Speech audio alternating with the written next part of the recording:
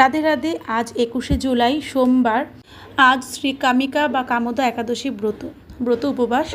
তো কাল হচ্ছে ব্রতের পারণটা কিন্তু অনেক সকালবেলা, সূর্যোদয়ের পর 6টা 12 মিনিটের মধ্যে।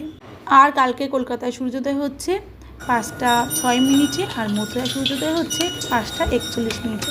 তো আমরা যারা কলকাতায় আছি তারা কাল সকাল 5টা 6 মিনিট থেকে 6টা 12 মিনিটের মধ্যে একাদশী ব্রতে পালন করে নিতে হবে জগন্নাথ পুরীর মহাপ্রসাদ দিয়ে।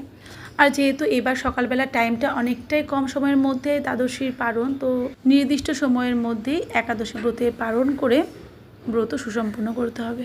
তো ভোরের বেলা চলে এসেছি রান্নাঘরে। এখানে মাখানা, একটু ঘি, গোলমরিচ আর সন্দক লবণ দিয়ে ভাজছি। আরও কিছু একটা বানাবো টিফিনের জন্য, যেহেতু প্রভুরা বেরিয়ে যাচ্ছেন। আর আজকে মঙ্গল আরতি করেছে মা। আর আরতি শেষ না হতেই আগেই চলে এসেছি রান্নাঘরে, যেহেতু অনেক সময় কম, কারণ সকালে প্রভুদের ফ্লাইট ধরার ব্যস্ততা। আর আমি একটু টিফিন প্যাক করে দিয়েছিলাম সাথে। আর প্রভুদেরকে এয়ারপোর্টে ড্রপ করে দেবে কানায়া। তো একসাথে সবাই বেরিয়ে যাচ্ছে।